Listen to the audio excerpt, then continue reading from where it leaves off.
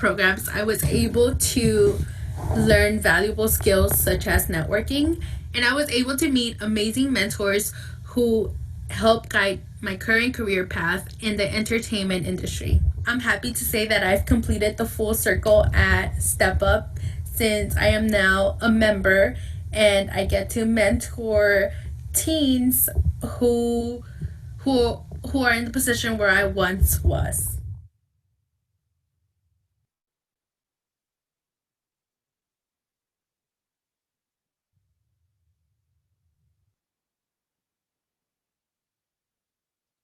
Hello, welcome everyone. Thank you so much for joining us at Step Up Together. And today we're here to talk about equity in the entertainment and tech industries with women who play leading roles. The question is, how can leaders help move the needle when it comes to social justice, diversity, and inclusion within the industry? I'm Channing Dungey, and I'm VP of Original Series at Netflix, and also the former president of ABC Entertainment. I'm also proud to serve on the board of Step Up, the nonprofit behind today's events. And I'm excited to introduce my fellow panelists, starting with Danielle Sanchez-Witzel. Danielle is a showrunner, producer, and comedy writer, currently working with 20th Television. She served as the star of the critically acclaimed The Carmichael Show for all 3 seasons, and also worked as a co-executive producer on The New Girl. She's also a partner-level member in Step Up. And our other panelist is Tamarian Rogers, an engineering director at Snap Inc. Prior to joining Snap, Tamarian led engineering teams at General Motors, Apple, and Microsoft. She's the co-founder of Black Women in STEM 2.0 and has served on several boards, including Northwest Tech Equity Initiative and Ada Developers Academy. All in all, she spent more than 30 years in tech with a focus on delivering software for diverse audiences. And Tamarian is new to Step Up today, so welcome. Thank you both for being here. All right, so let's start at the beginning. Today, we hear about the need for representation and inclusion in entertainment and tech frequently. But can you think back to a moment in your career or even before your career that you personally identify as a turning point? Why don't we start with Tamarian? Sure, yeah. When I think about this question, it's really interesting because I think about pivotal times in my career that I've actually seen representation that for me, I identify as Black, gay, female.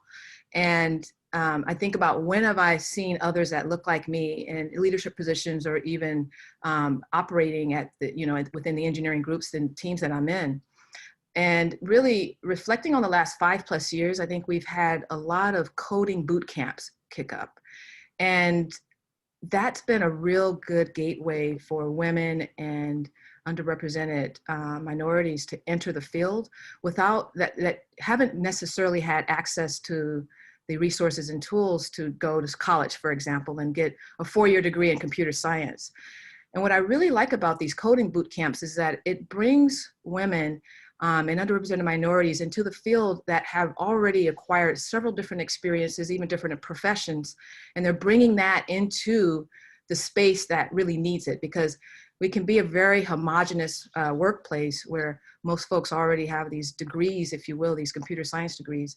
But when we bring in folks that have a whole wide range of experiences well before they land into these roles within the engineering or technology companies, that just adds another level of perspective in how we build products. And so it's really been in the last 5+ years or so that I think that, these coding boot camps have really created the space for just this boost in representation of women and minorities in the field. Fantastic. What about you, Danielle? Yeah, that's amazing. I love hearing about that, especially because my brain can't process coding. Oh my God, people want to go do that. That's incredible. I've been the only person of color, or maybe one of 2 in writers' rooms for the past 8 years, my whole career. So a real turning point for me came the first time I wasn't. And it was only 5 years ago in the Carmichael Show writers' room on a staff I hired alongside my partner on that, Gerard Carmichael. And I found myself working with a comfort I had never experienced in my life. And not to give you the wrong impression, I've loved every writer's room I've ever been in and knew I belonged and always felt welcomed. But certain topics always made me feel like, uh-oh, all eyes are going to be on me right now. And being part of a more balanced room completely eliminated that feeling in a way I'd actually never known in my entire life.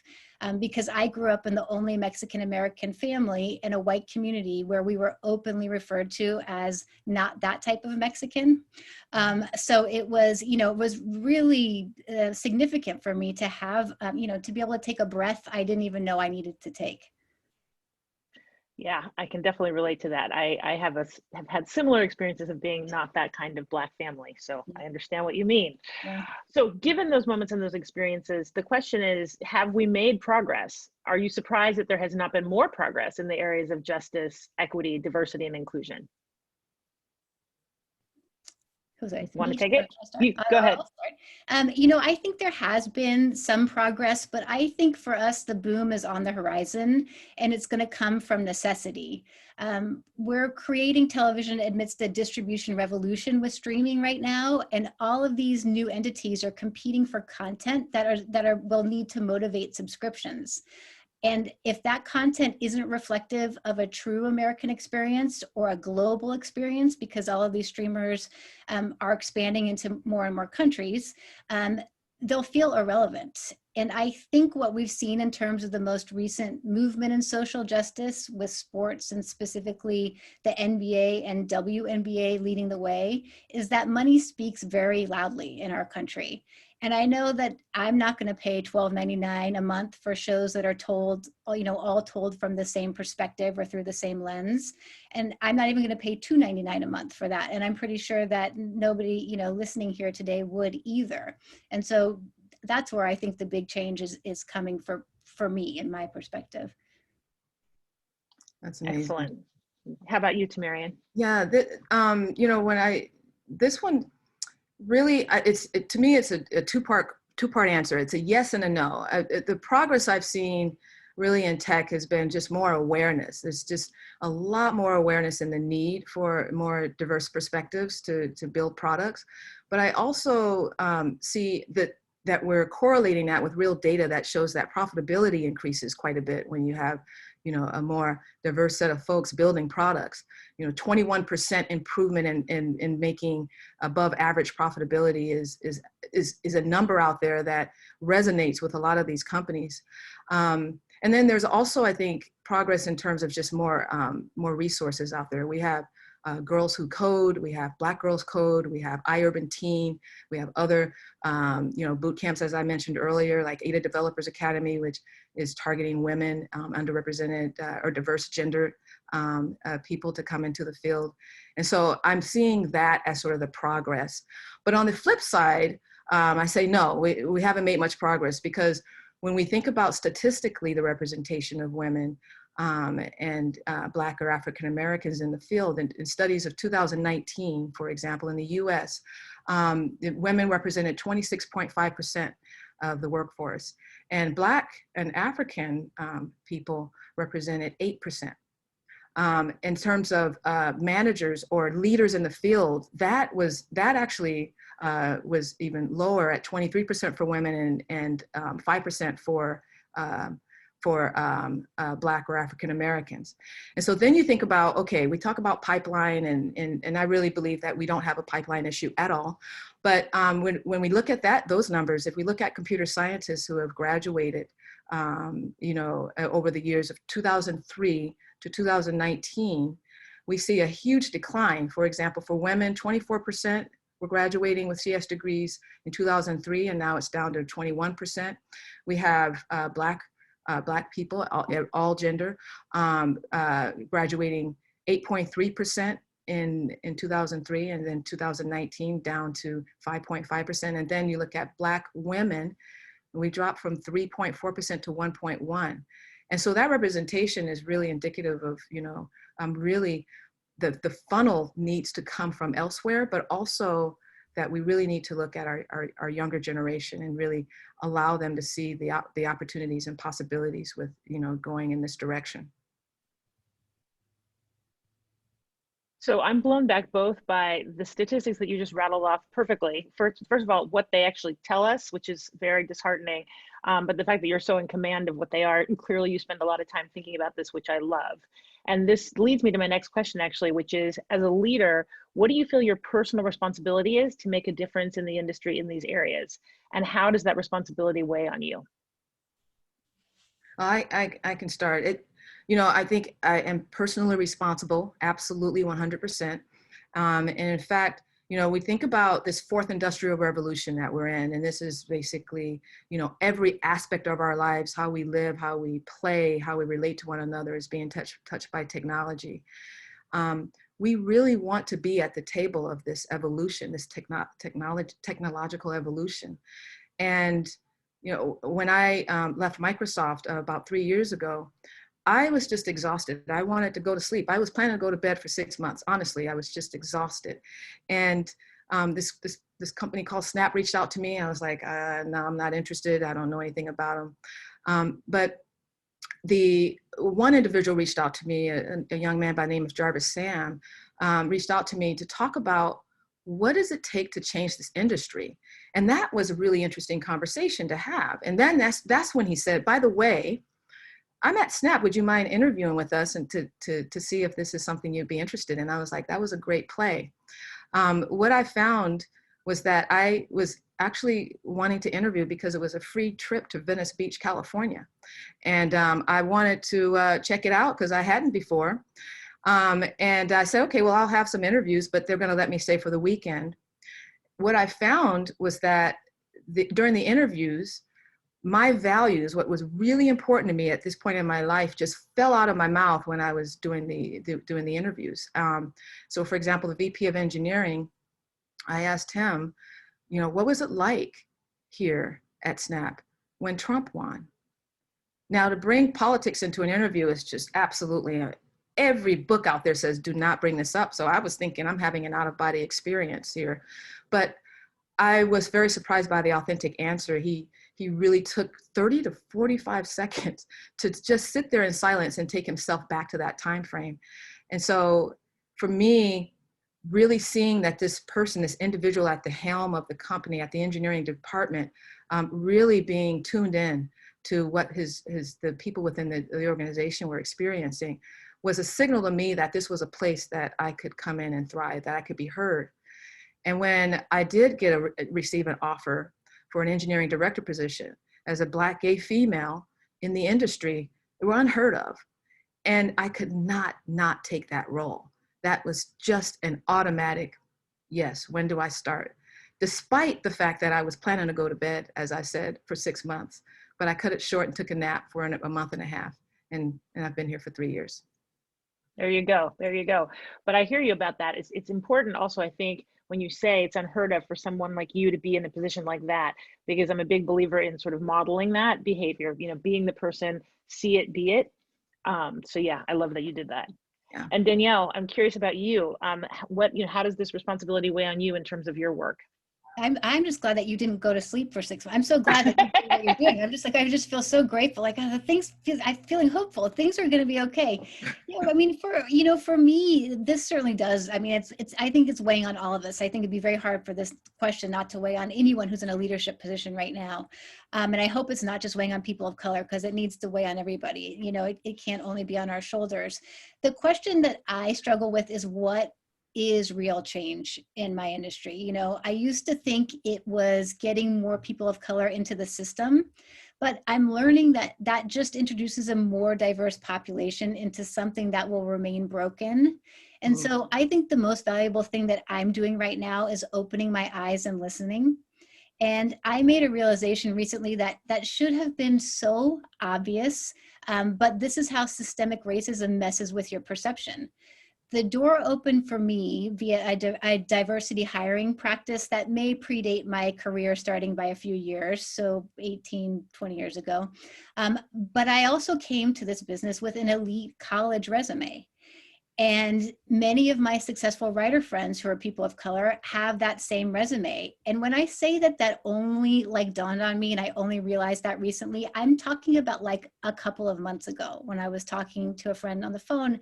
And I was just like, wow, that is incredible to me. And it really blew my mind. And what I realized is how the door opens and how wide it opens needs to change significantly. And I know I need to be a part of that change. So that's something that, you know, that really, that I'm really thinking about, you know, how to be more involved with that and not closing my eyes to things. You know, it's just so easy to not realize what's going on around you and what you're participating in unless you stop, think, and listen. You know, and I think it's really important to do that. Absolutely. Well, Danielle, is there like a decision or an accomplishment or something in your career that you can point to that you're particularly proud of in this endeavor? Yeah, I mean, I think, you know, just in terms of the subject matter that we're talking about, I mean, I'm a television creator and I'm a comedy writer, and I'm proud of putting a show on broadcast network television that talked about difficult things like classic sitcoms did in the 70s and 80s. And so the Carmichael show, on that show, we did episodes on police brutality and protests and mass shootings and transgender rights and consensual sex. And I promise it was really, really funny. But the only episode where we were told by NBC that we could not do this, of all of the things we tried to do, was about Bill Cosby. And it was partly because we were on the network Cosby Built, and partly because Cosby was in the process of suing NBC at the time. But we said, what's he gonna do, sue you more? So, and we, you know, we knew we had a real take on the story, which was based in Gerard Carmichael's stand-up about an exploration of talent versus morals. And so we did exactly what our network told us not to do. And we wrote the script anyway. And to NBC's credit, they realized when they read it that the conversation had value, and we made it at the beginning of season 2. And I think that's something that I did as a leader that I didn't even realize, because this was, you know, 4 years ago or so. That's what we need to do, is if you believe in something and you think the conversation is important, and even if it's hard, and you think it's going to be entertaining in my business, figure out how to do it and approach it thoughtfully and get it done. And so I'm proud of that. Excellent. Yeah, that's amazing. And I think it's important too, in a business like yours, to find ways to use your voice and your platform to keep people engaged and understanding. So I'm so glad to hear you did that. Tamarian, what about you? Any accomplishments or efforts that you particularly want to point to? Yeah, I just want to say that, Daniel, thank you. Thank you for being you. This is really important work you're doing. I mean, I really appreciate it. I mean, nobody tells us that. That's just not true. Oh, goodness. I appreciate you saying that. Oh, it's real. It's real. You know, for me, when I first joined SNAP, we had an employee resource group called SNAP Noir. Still exists today. It's really for Blacks at SNAP. And I really wanted to understand what it was that kept us there at the company. And so we put together a summit, a SNAP Noir summit that brought us all together. We flew folks in and we spent a day really reflecting on what's really going well, what keeps us here, and what is it that would make it even better for us. And then how do we want to participate in that? And I am so proud of the group that was put together. We've expanded quite a bit in terms of participation, but some of the initiatives that we kicked off from that are still manifesting to this day. We're actively contributing to the product in many ways. We've got several AR experiences that we've initiated, especially that come out in Black History Month, and several other key dates across the calendar. I think mainly this summit has really created a really strong community that a lot of these other ERG groups like SNAP Asia and SNAP for Latinx folks, disabilities, veterans, they're really following suit in a lot of the initiatives that we've taken on. And so I think it's really helping create a much more inclusive culture at the company that I think we can also see spreading out beyond just SNAP. And I think that's where I think we'll really have an impact, is when we can really spread this out across the industry a bit more. I love that. You built the framework and now it's become sort of the signpost for everyone else to follow. That's fantastic. Yeah, love that. So this is a question for Danielle, which is, when the Emmy Awards were announced last July, there were no Latinx creatives who appeared in any of the major categories. What do you think it's going to take for this to change? And what's a next step towards that change, do you think? Yeah, I mean, first, I think when we talk about this, you know, the record number of Black actors and creators nominated this year is really something to celebrate. And I think it's important to acknowledge that.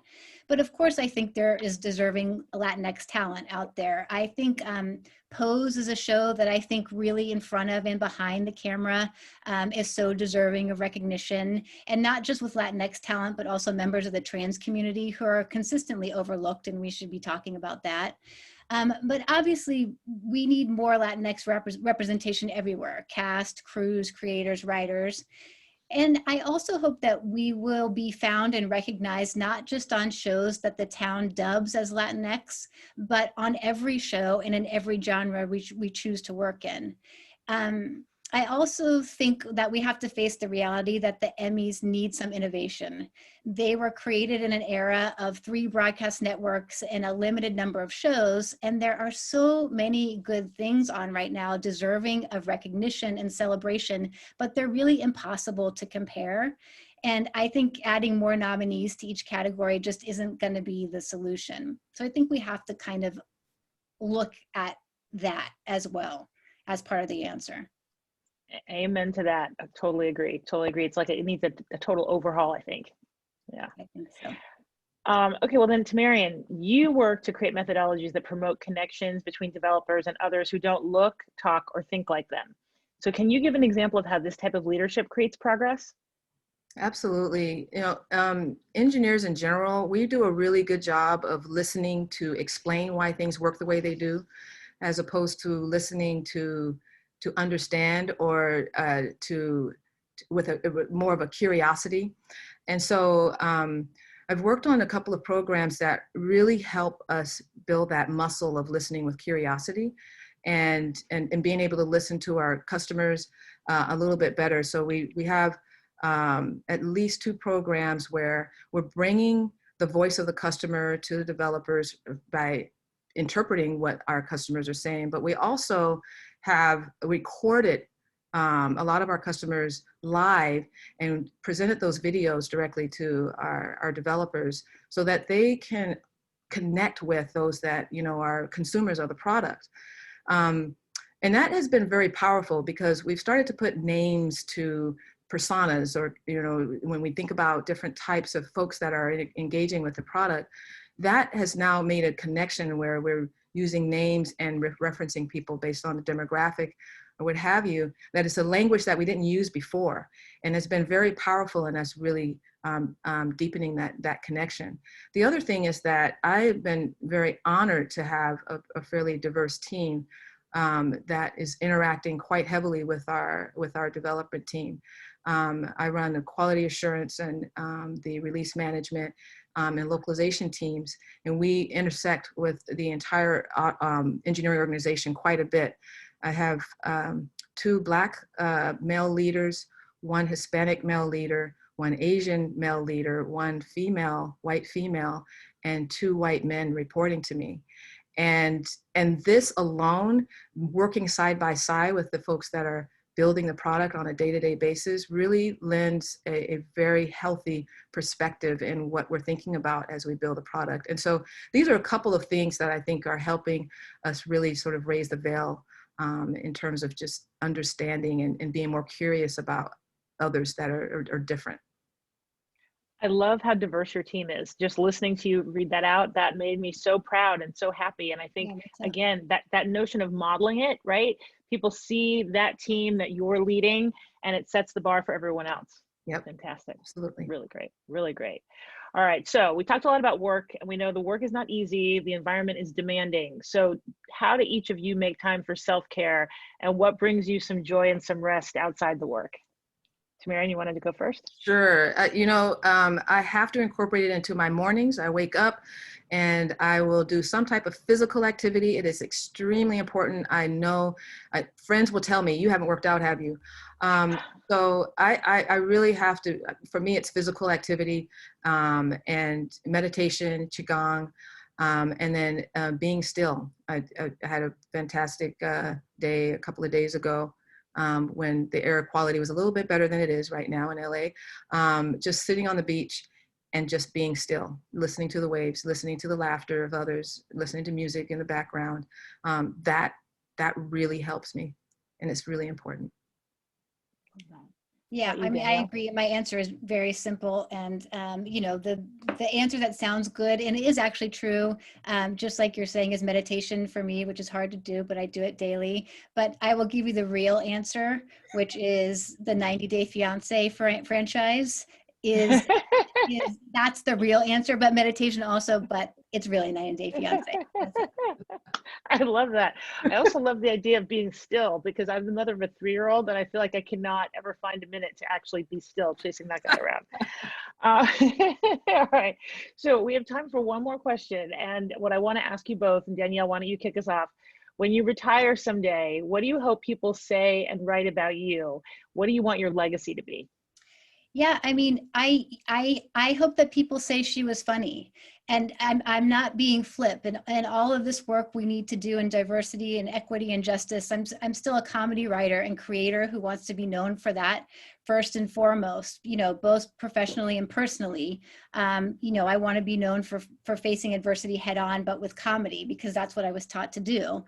And the last thing I ever heard my father say when he was dying in a hospital bed was a barely conscious response to a nurse who asked him, "Mr. Sanchez, do you know where you are?" And in a very weak voice, he said, "The police station."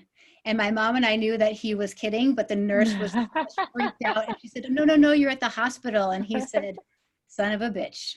And that was, you know, that's the house I grew up in. That's amazing. That's awesome. That's I awesome. love your dad. Erin, what about you? I think for me, you know, I would love to be associated with contributing to significant improvement in the tech industry in terms of being inclusive and equitable, such that the audience that consumes the products that we build is equitably represented with those who are building it. And that to me, just to be associated with making that kind of a shift in the industry would just be an amazing legacy to leave behind. Love that. Love that. And you know, for me, it's interesting. I think about this, and when I got the job as the president of ABC Entertainment, because I was the first Black woman to hold that role, they called me a trailblazer, which I guess is true because I was the first in that particular sense. I don't yet feel like I've lived up to that role of being a trailblazer, right? So one of my hopes and ambitions is that with the rest of my life and career that I have ahead of me, that I really can live up to that and really feel like I've done everything that I can do to break new ground. And listening to the two of you today, I feel like you deserve that title as well. Trailblazers, both of you. We're reflecting you. We're reflecting you, Channing. And and Channing, we work in the same industry, and you are one. You are seen as that. You should be seen as that. And I have seen you do. I know we're out of time, but I can list things that I've personally seen you do and that I admired. So take it. Thank you. Take that. Yeah, Thank you. Yeah. Thank you. And thank you both. I am inspired by your perspective and your work. I know that everyone that tuned in today feels the same way. And just thank you for your time and all of that. And for the guests, this session has been offered in support of Step Up, the mentorship nonprofit supporting girls on their way to confidence and careers. And we hope to raise $500,000 today to fund programs supporting girls and young women in becoming confident, college-bound, career-focused women. Consider helping us reach this goal today by visiting the donate icon on the Step Up website or the app. Thank you again for being here today. Bye. Thank you. Bye.